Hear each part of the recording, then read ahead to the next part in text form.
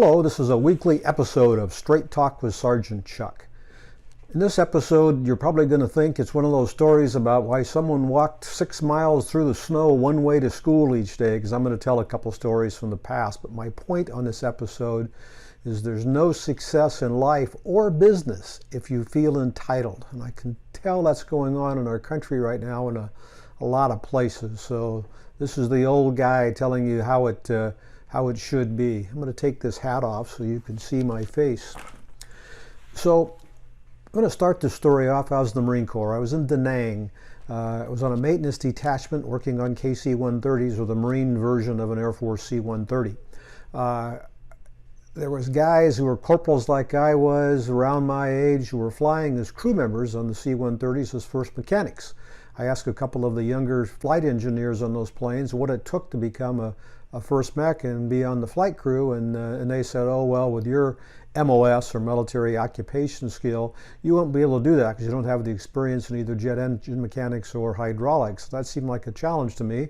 So I went the extra mile and studied and was able to qualify to be a first mech. First of all, it was a more exciting duty, and second of all, I made more money because I was getting combat pay and flight pay every month.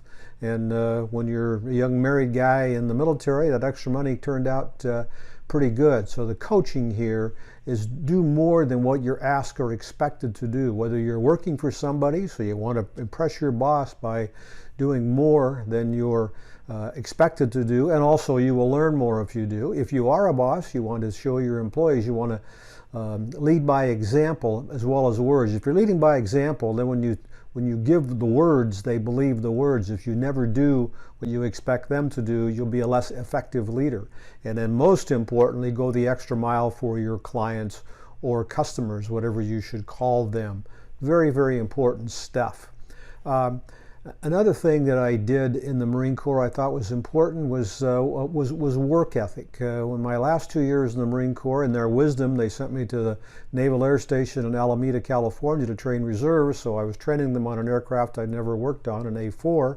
However, I was able to learn that quickly and train reserves effectively. But at the same time, my wife Carol was working at a bank to augment our income, but we didn't have a lot of money to live in the San Francisco Bay Area, and there's lots of things we wanted to do.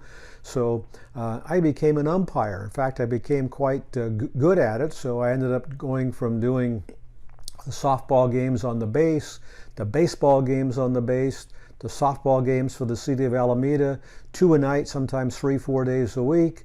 Then I was picked up to do Babe Ruth games, and from there I was picked up to do high school games for the Catholic Athletic League. Doesn't sound like much now, but I got $22.50 for doing a high school game back in the late 60s, so that was a lot of money for 2.5 hours of work in those days. But the point is that the work ethic allowed me to have extra money to spend and to do the things that I thought were fun for us to do.